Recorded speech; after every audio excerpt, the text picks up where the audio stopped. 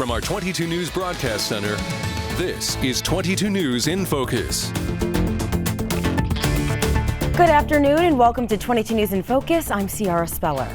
Election 2022 is over and Massachusetts has a new administration at the Statehouse. So today on 22 News in Focus, we're discussing the election results and what's next for Massachusetts. To provide analysis of the elections, our guests are political consultants Tony Signoli and Paul Robbins. We thank you both for being here with us. Thank you for having us.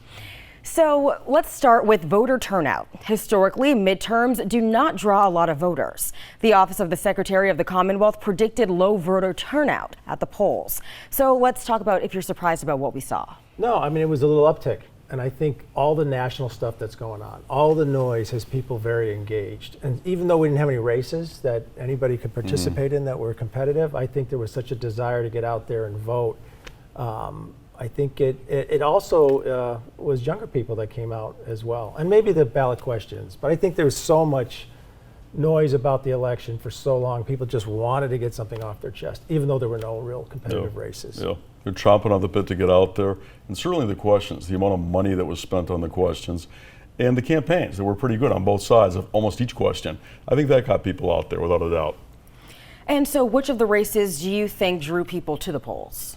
Again, I think you probably had some from the ballot questions, but I think Maura Healey. It's a history-making election, and I think it was interesting that outside of Massachusetts, they talked about the first openly gay woman running and succeeding. In Massachusetts, it was all about the first team of two women, and I think that had a lot to do with it too. Yeah, definitely without a doubt. I think there. The other piece of it too is that you didn't have a lot of flesh and blood, significant contests. You know, Jeff Deal was running a campaign that was so alt-right, to begin with, and a campaign that was kind of strange for Massachusetts, very pro-MAGA, pro-Trump, and a lot of issues that didn't really play that well with a lot of folks. It might have fired up some of that base, maybe from 2016 that voted for Trump here, 1.2 million people in Massachusetts, but it was a strange campaign to run against someone like Maura Healey, who had a national, footprint made for herself. I mean, she had been out there, some incredible court cases as Attorney General, and that's the other piece of it too. She broke the curse. How many Attorney Generals have tried to become governor, and here she's pulled it off, and they had not in the past. It was a well-done campaign. Results were slow in many races, including national races. So could mail-in ballots be the cause, or are there other reasons for the delays, do you think? Well, there's early voting now, mail-in, absentee. So there's a range of voting that wasn't there 10, 20 years ago. Yeah. So every state's different. Some say we're not going to count those ballots until we do Election Day. Some say we're going to count those ahead of time and do Election Day. And you literally have 50 different systems around the country. Yeah. But it's better to get it right than fast, and I think we're learning that. I think without a doubt. We're seeing that right now. Initially, there was some noise about places like Arizona. Oh my gosh, why is this taking so long? Is there something funny going on? And no, and Arizona's done a really good job getting out there, Nevada too, to make it really clear, hey, we're doing this exactly right. We've got to make sure the signatures on those envelopes that they come in and match the ballots that are inside, et cetera. And I'll say too, for Massachusetts, Secretary of State Bill Galvin's been around for a long time, and he's got this down to a science. He really does. And then you look at some of the local election offices, some of the commissioners, Springfield, Holyoke, Chicopee, they've really got it down to us. West Springfield, amazing. A little town like that, a little city like that, and the ability to get voter ballots out is astonishing as to how good they do the job. I want to talk now about the results of the state's constitutional offices. So for the first time, we have a woman elected as governor, the lieutenant governor also a woman, as well as attorney general, auditor, treasurer, and Democrats across the board. So what were the results from the Western Mass, elections compared to nationally as well? Yeah, well, if you figure that people were fired up to go and vote, and in Massachusetts, I think every now and then a Republican does better in one of the constitutional offices. And of course, we've had Republican governors. I think people were so fired up to go, and I think they bullet voted. They just wanted to get out there and do their Democratic thing. Even though, and I always say this, that the largest voting bloc in Massachusetts and in the country is unaffiliated with either party. Obviously, we lean to the left, but had good constitutional officers running this time as well. Yeah. Well said, Paul. That's the other part of this too. There were good candidates. That's the other piece. It wasn't just the dominance of the Democratic Party or Democratic monetary backing. It was the fact you had some really great candidates out there. They knew not only how to run a campaign, but they also could make the case for here's what I'll do when I get into office. I think in some instances too, to that question, some local campaigns brought folks out too. John Vilas, it was amazing how hard he worked at this, and he had a new district, as did some of the few others here in Western Massachusetts who had contested campaigns. You know, Vilas picked up West Springfield. That's a town you've got to go door to door, and it's hands-on, and we actually saw him do that. And if you look at the votes in that Senate district, I think that's what kind of drove things there, without a doubt. The other thing I guess I would add is we don't know what the candidates are doing. They're texting, they're emailing, they're calling. It's far more sophisticated. So if you haven't voted, you're going to hear about it during the election. So the day of the election. So, and there was a lot of money spent, and that always raises the stakes. That does, yeah, you're right. So Tony, you had mentioned Jeff Deal earlier, right? Yeah. Do you think that his strategy to campaigning on national issues like prayer in school and the MAGA standard issue, was a wise strategy in Massachusetts? Not at all. Not for Massachusetts. I mean, it really only resonated with that small base of folks that would agree with him, and it's a very small base. This is also a state that elected Charlie Baker. It just didn't make sense. You had the success of a Charlie Baker and Karen Polito. You've had other really successful Republicans. Brian Lee's is one that comes to mind all the time, and it was a phenomenal campaign that Paul had run initially for Brian, and every time he ran for re-election. Brian made common appeal to common folks all the time. He was a Republican's Republican, but on a lot of key issues, social issues, he was in sync with his district and the Commonwealth. So I didn't really understand at all what Deal was thinking there. Yeah, the other thing, Sierra, is that that party has been broken in two. The MAGA forces are in Massachusetts. Deal represents them. Some people wonder if Charlie Baker could have even gotten out of a Republican primary. So that party is split in half in Massachusetts. Yeah. Do you think the endorsement from Trump helped or hindered his campaign? I don't think it helped him in Massachusetts. No, not at all. That's an easy one. No. So Healy is the first woman to be elected as governor in Massachusetts, as well as being the first openly gay governor. What was her appeal to the voters? Well, she's been working hard at it. I think she's competent. And I think the other thing that I thought that was really interesting, she's been praising Charlie Baker along the way. Charlie Baker is still the most popular governor in Massachusetts. She said things like tax reform, being pro-business. So I think there was some concern, is this going to, swing to, the pendulum's going to swing to the other direction. I think she's just a really good politician. I think she really listens to people, and I think that came through, and I think there's this sense that she's going to be responsive to people. And the other thing is Kim Driscoll. I think the lieutenant governor, being a former mayor, I think if she adopts the role like Lieutenant Governor Polito, I think there was a team there. I think people were excited about that. Yeah, definitely so. You get the feeling right away when it was clear that Driscoll was obviously going to be the nominee, and even thereafter when she secured it, that this was a team. You got the drift of that. They were in sync quickly. And the other piece actually, Sierra, right to what Paul said right off the get-go about Maura Healey, this was a competent, effective attorney general. And it's astonishing, her court cases. I mean, it was win after win after win, and they were big cases that meant something to people, not just nationally, but here at home. Her going after big pharma, wow, going after insurance companies on a variety of issues, it played in Peoria, so to speak. People knew what she was doing. Well, she's a good basketball player. Great basketball player. I wouldn't go near her on the court. We've seen some video of her, actually. Very impressive. Yeah. So I want to ask you, what does Kim Driscoll bring to the office? Well, I mean, there's something to be said about being an executive on the local level, being a mayor.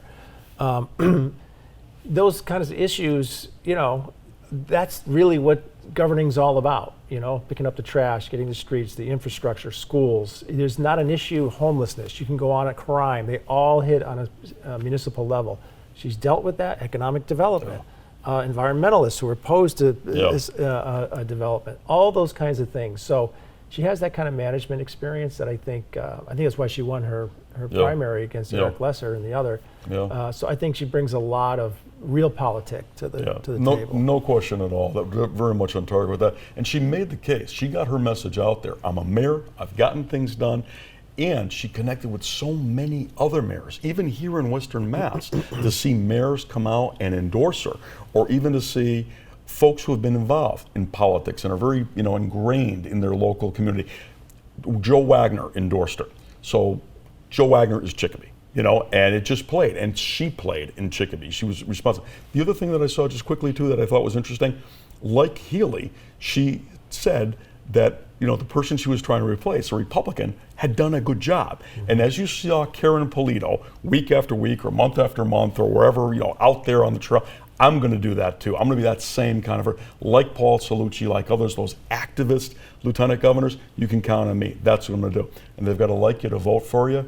What a likable human being. Well, and national polling tells us people want the parties to work together. Yeah. And we do that in Massachusetts, which is an outlier in the way things are going across the country. All right, thank you both for your insight so far. When we return, we'll be looking at the local state representative and Senate races. You're watching 22 News in Focus.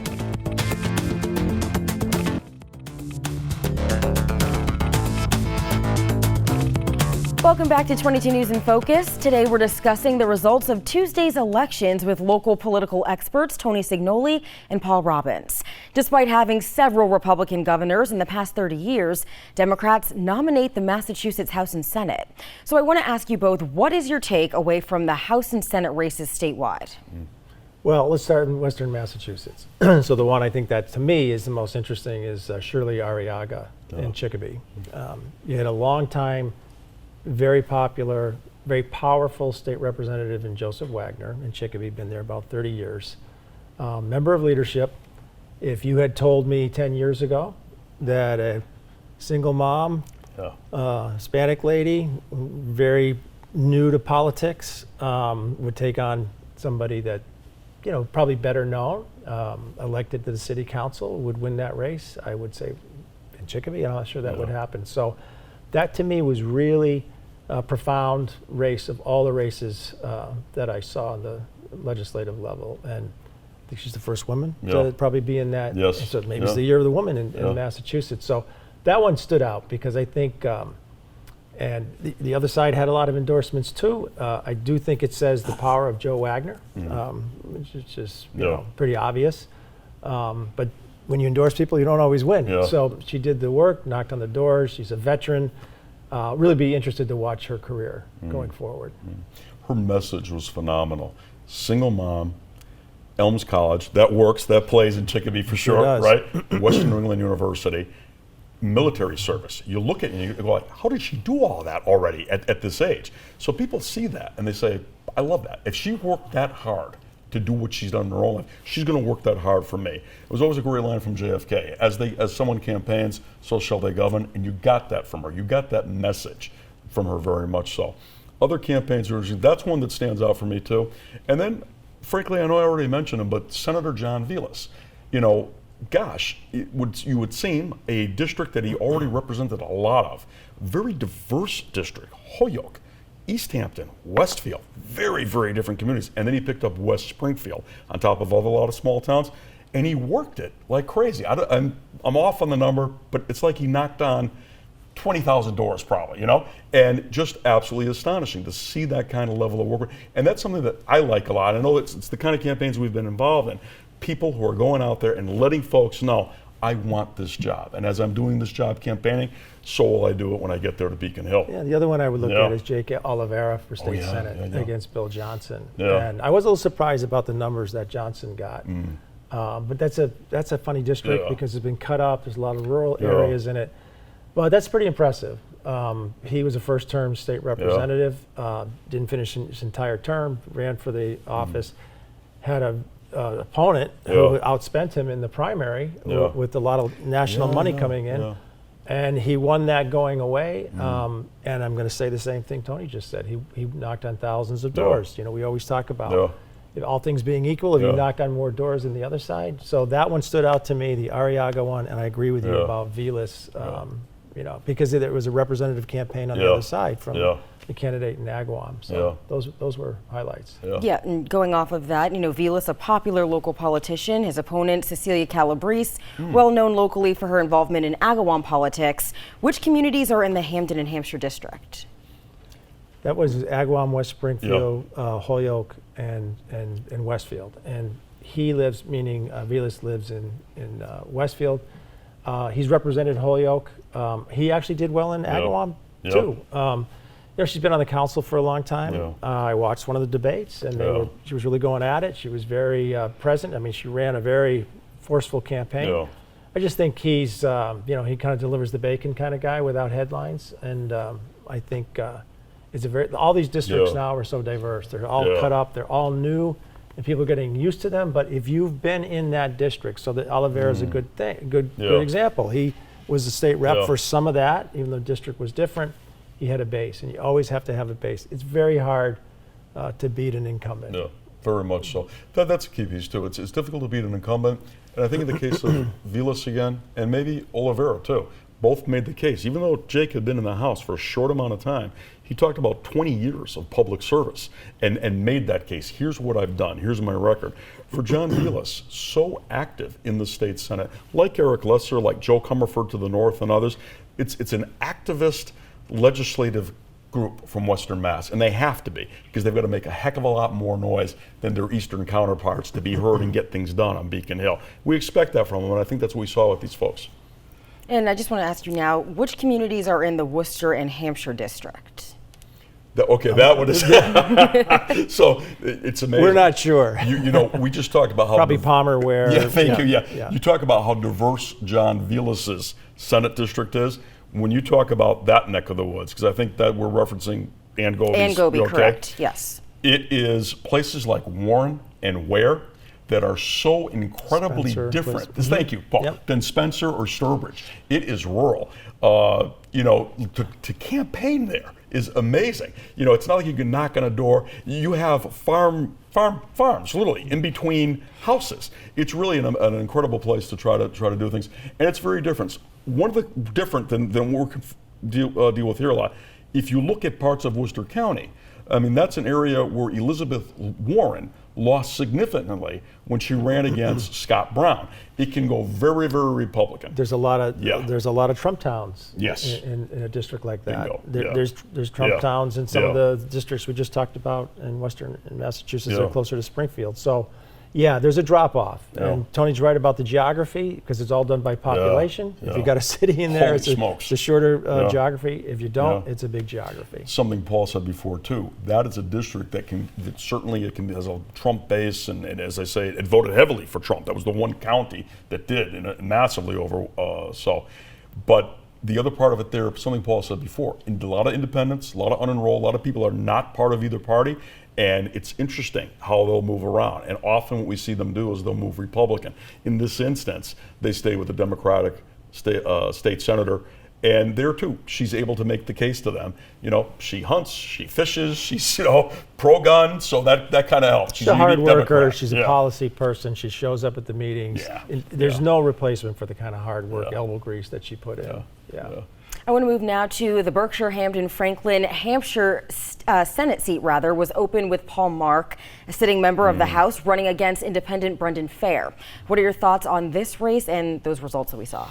He has a great reputation, Paul Mark. We just talked about Ann Goby. I would say the same thing about him. Very involved, very engaged.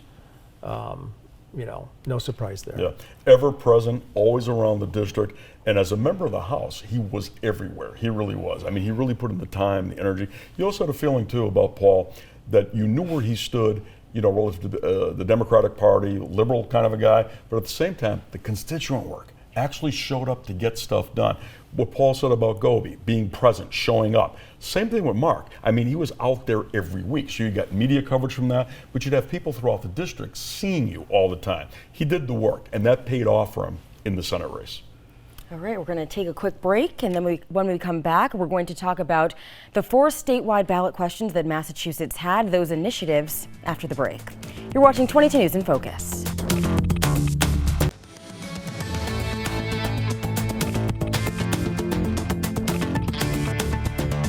You're watching 22 News in Focus, and today we're discussing the results of the elections that were held on Tuesday. Massachusetts had 4 statewide ballot questions. Ballot question 1 passed. It was a proposed constitutional amendment creating an additional 4% state income tax on that portion of annual taxable income in excess of $1 million. Revenues were to be used for education, road infrastructure, and public transportation. So my first question is, who supported question 1 and what was the argument in support? Well, it's more of a populist kind of referendum question. So I guess billionaires have been having a bad name lately. It's moved down to millionaires now. It's a little surprising to me. I mean, I think there's a national tone out there. I think the extremes of wealth and poverty that are just kind of present.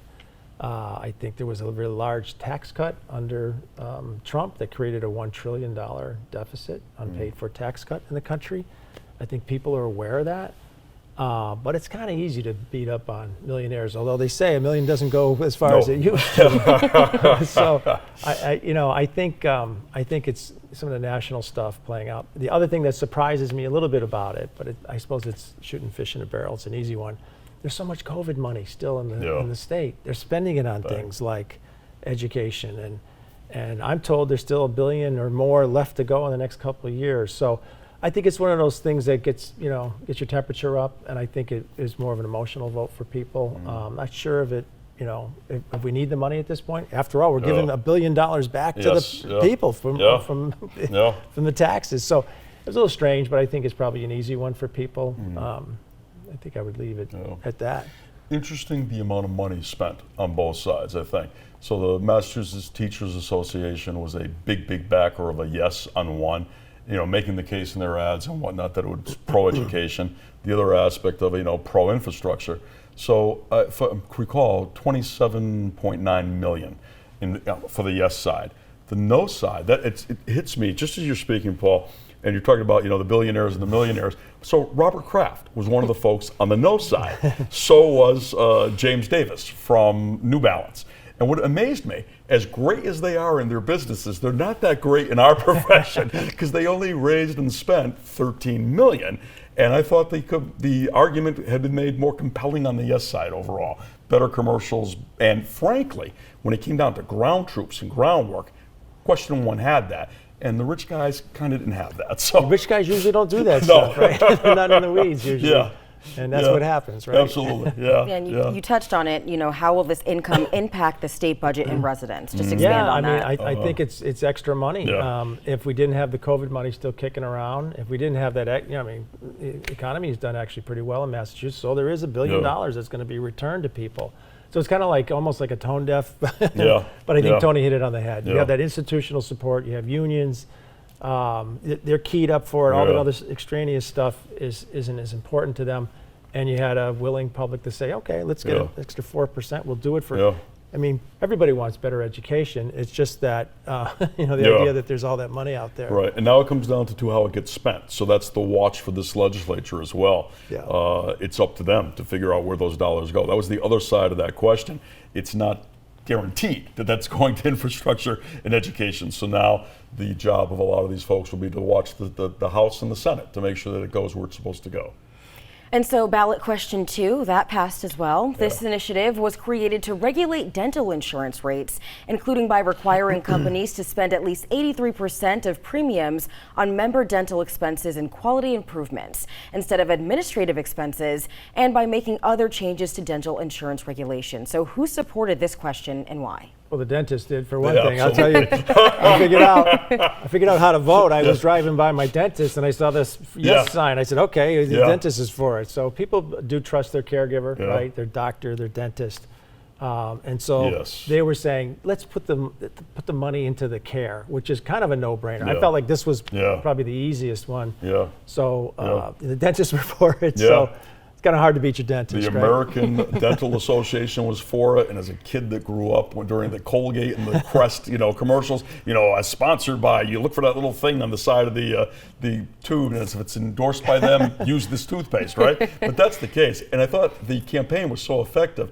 A couple of key ads. where the yes side, the pro-dental side, came out and said, here's what just one Delta Dental insurance company has made on this, sent back to their parent company, and yet here's what they have actually spent on dental care. It was such a disproportionate amount of money. And as Paul was saying earlier too, it's a time when a lot of average, regular working folks are out there, they're hurting and whatnot, and they're looking at that and say, you're kidding, I want something back for these premiums I'm paying for. So it was, but if anybody had told me that a question on dental issues would have been as hot as it was and brought people to the polls, that was one that surprised me. Could have been it. And people don't like insurance companies. Yes, right? That's the other part, yeah. So we have ballot question 3, which failed.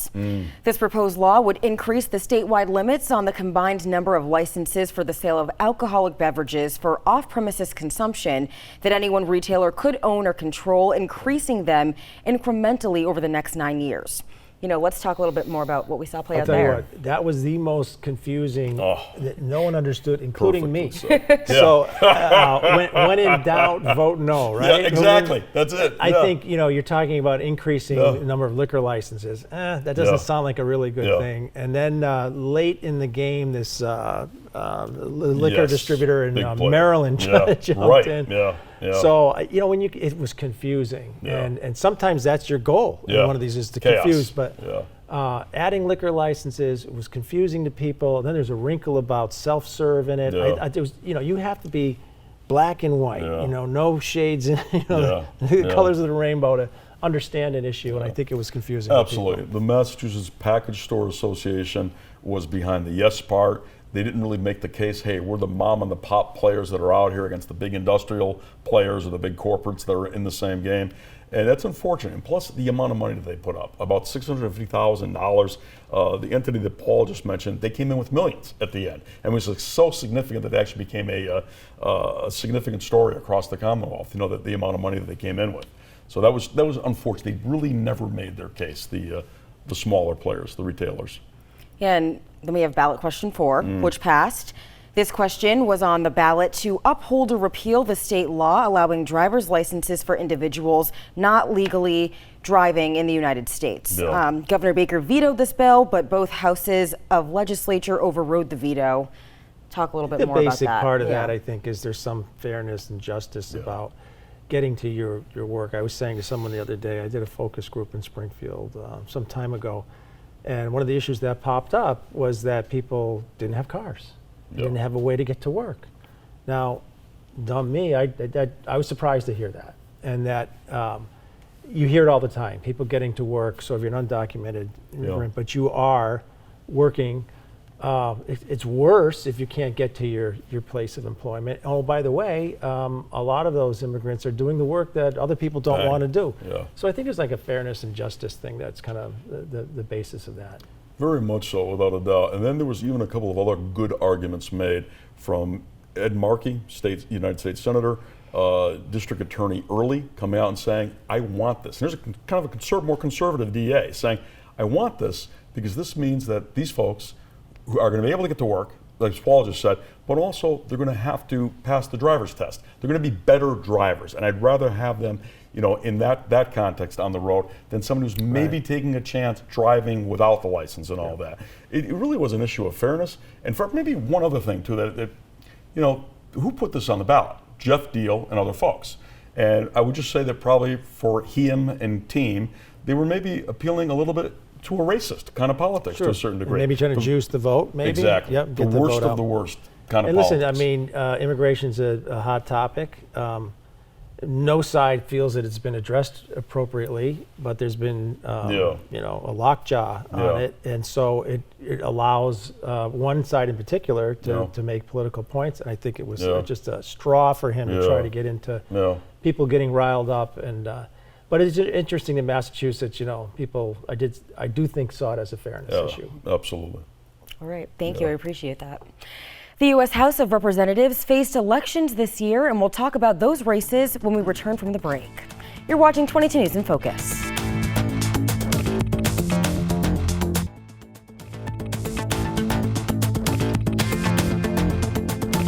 Welcome back to 22 News in Focus. We're looking at the results of Tuesday's election. The midterm elections for the U.S. House of Representatives and Senate could tip the balance of power in Congress. I want to bring you both back in now and ask you, if Republicans win the U.S. House of Representatives, what does that mean here in Massachusetts? Well, the most important thing it means is that, and you know where we're going, Richie Neal won't be chairman of Ways and Means. He'll be ranking member. That's, to me, probably the biggest in terms of Massachusetts. However, he will still be incredibly powerful.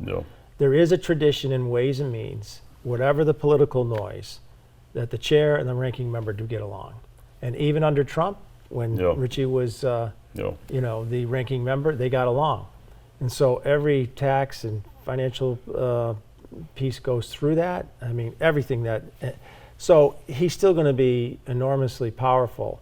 But let's face it, he had a great run these last couple of years. Did some amazing things for the Commonwealth and for Western Massachusetts. That's the main change, I think. That's the biggest. Certainly, Jim McGovern will lose his chairmanship as the head of Rules. Catherine Clark will be out as Assistant Speaker of the House.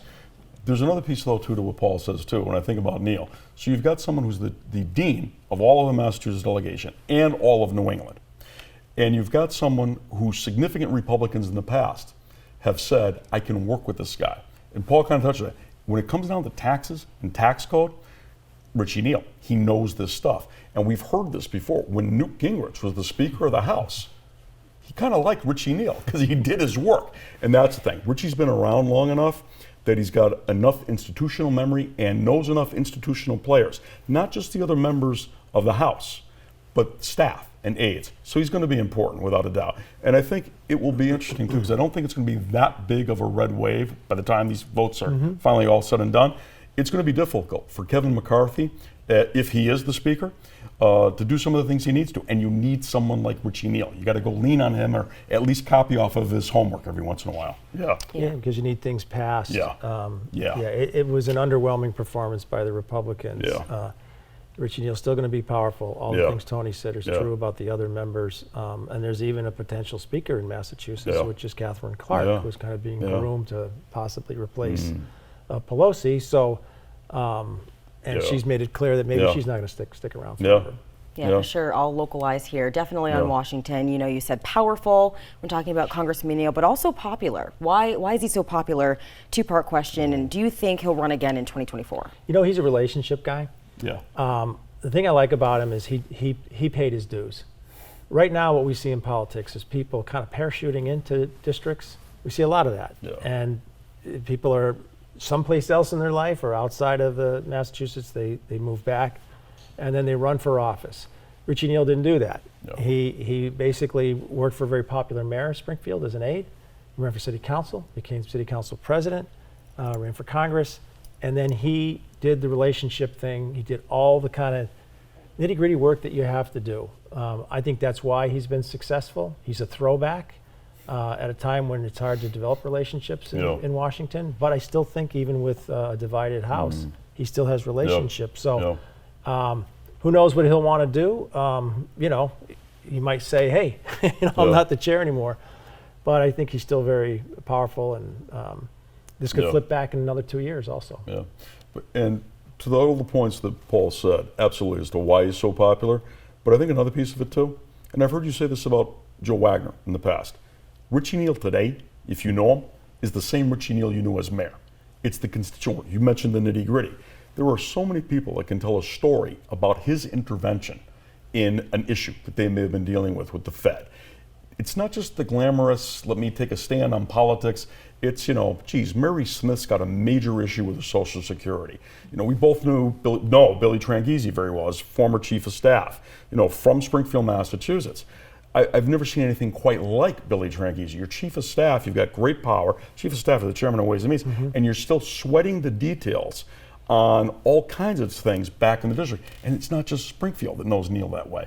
It's, Pittsfield, it's at North Adams, etc. So he's got that. And you see him everywhere, too, on the weekends. And forgive me for going long on that. That's the other thing that's unique about him. And it's one of the things I really like about him. I would say, arguably, 70% of the members of the House don't go home on the weekend. Richie Neal did and does every weekend. He's You're like, here. isn't he in Washington now? What's he doing Yeah, there? yeah. And here he is at somebody's funeral or somebody's ribbon cutting or something or handing out a check. And he's doing a lot of Seems that. to be everywhere. Yeah. Yeah, and we also talked about McGovern. What does he stand to lose if Republicans take the House? Same thing too. For Jim McGovern, it's a little different though too, because Richie Neal has more relationships across the board with others. Jim is a little bit more to the left, a little bit more a party animal, so to speak. And there's that aspect. And plus, And you don't mean a party animal the way. no, thank you. Yeah, not that. I'll clarify it. It is Sunday. A good Democrat's Democrat is Jim McGovern. But for him, I think one of the things that shakes. He's been in the House a little less time than Congressman Neal. I think what you'll see him do is really do something that he does well. Really knuckle down on the constituent work as much as he can. He's a hard worker. He really is. It's astonishing. You see him throughout the district all the time. You'll see him less involved with some of the partisan bickering and whatnot in Washington. And I think that's what you'll see. You just see him change his focus and his energy. Both of those guys have huge districts too. It's crazy what they've got to cover. Geography, we talked about it earlier. This is even larger. Both of those. Yeah. It was definitely a night of firsts, right? So Maryland voted their first black governor, only the third in the nation. What message does this send to other states? Wow. Yeah, well, the world's changing, right? One of the reasons that the Republicans are suppressing vote nationally is because they say in their own words, if we had a fair election where everybody voted, we lose. So if you restrict the number of make it hard for people, particularly in urban areas, to vote. In Georgia, they passed a law that it's illegal to give a bottle of water to somebody standing in line for 3 hours to vote. So that's the future. You're going to see more Latino, African American women. We just talked about it tonight. So even though we feel like the country's moving backwards because of the MAGA movement, the reality is there's a counter movement under the surface where folks are popping up. The other thing is, I think, because of the division, it is inspiring some people. And Obama inspired people. When John Kennedy became president, how many Irish politicians said, hey, I could be president someday? He inspired Richie Neal. So I think it's inspiring. I think that's the future. We're having a bumpy ride getting there, but I think that's what that tells us. The gerrymandering that's going on in a lot of districts, all of this so much aimed at creating an unfair advantage in a lot of ways. And for me, it's not a partisan thing. I'm an independent, not a Democrat or a Republican.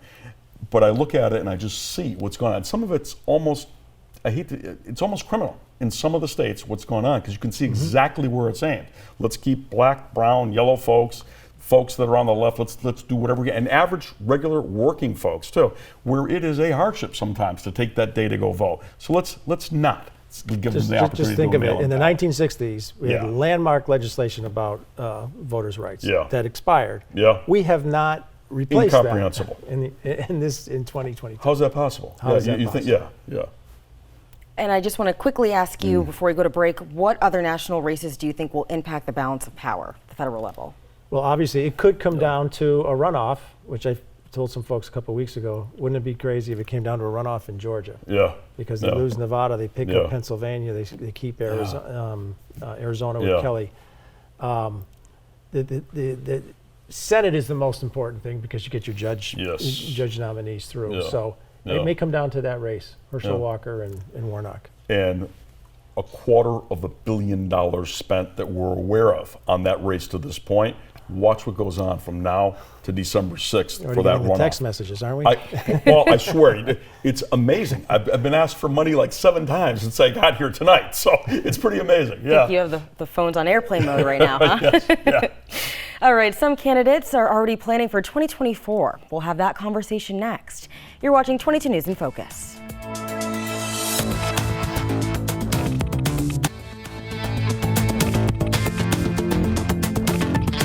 Welcome back to 22 News in Focus. Today we've been talking about the results of the 2022 elections.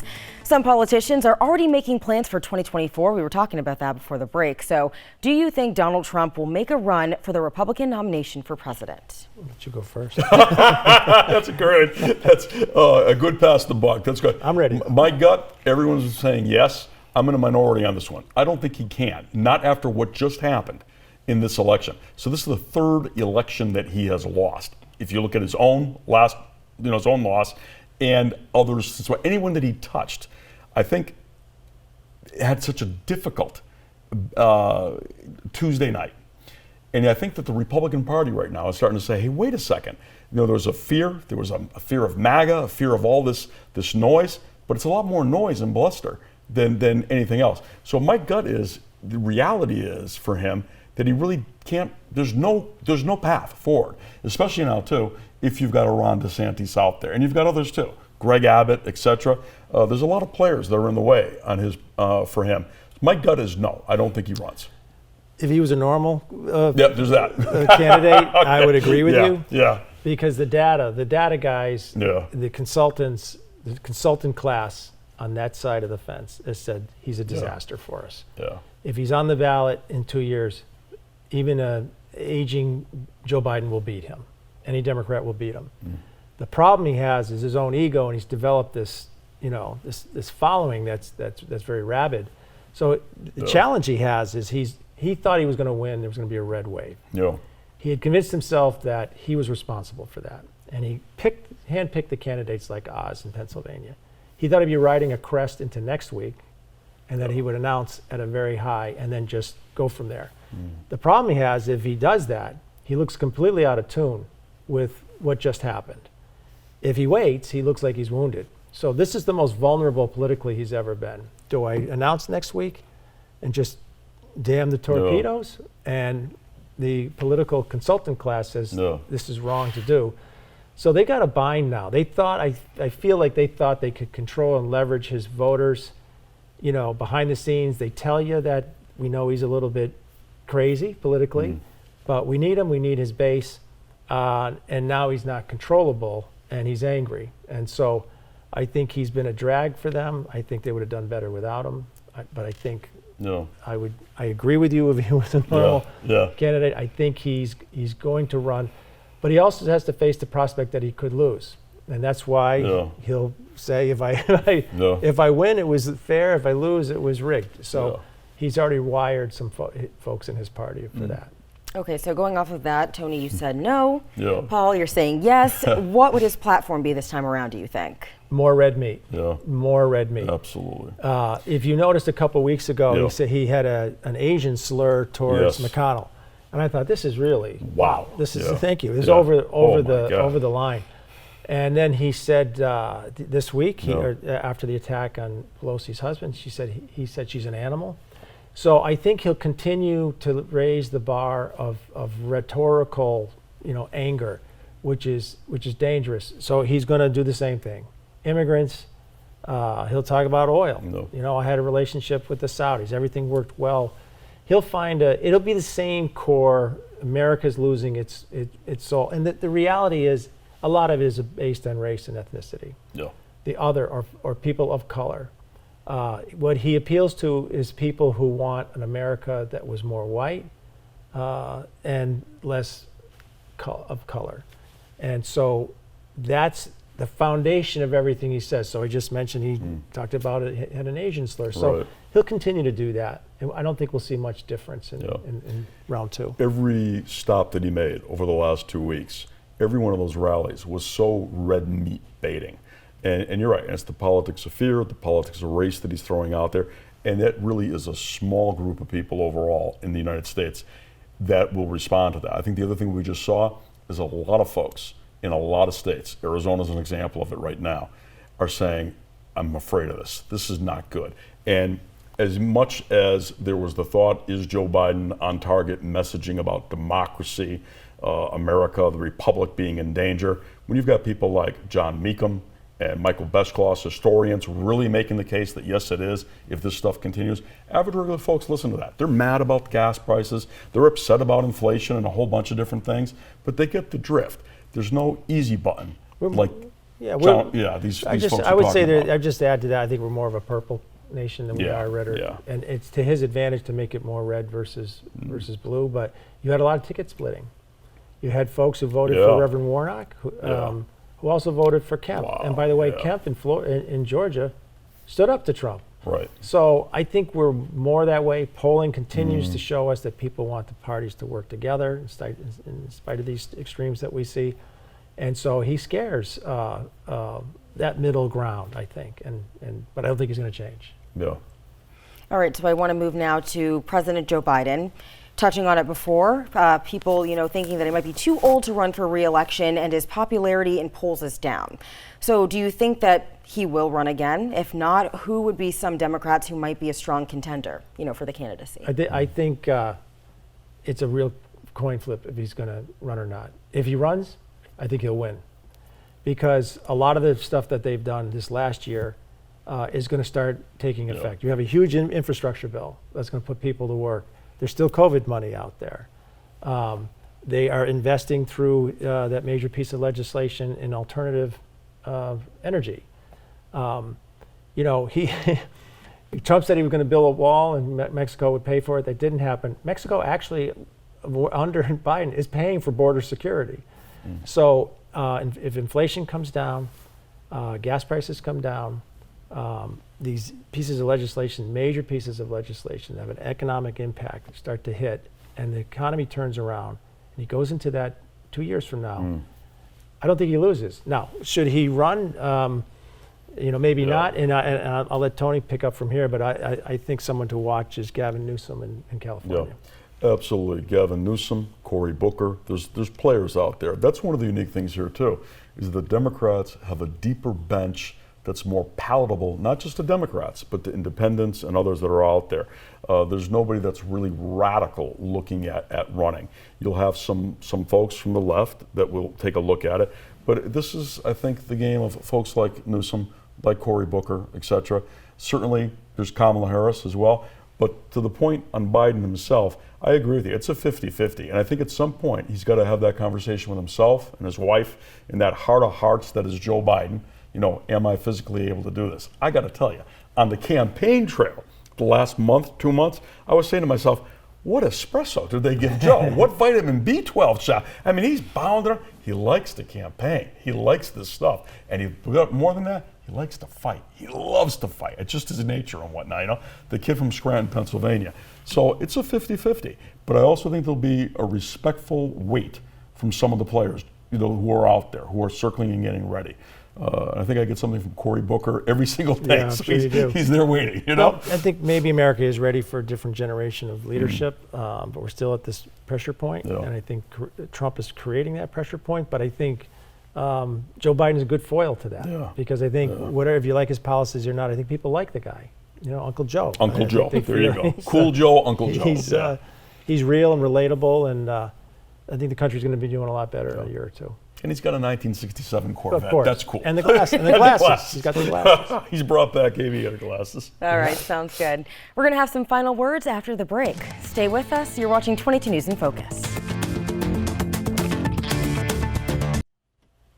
You've been watching 22 News in Focus, and today we've been discussing the results of Tuesday's election with political consultants Tony Signoli and Paul Robbins.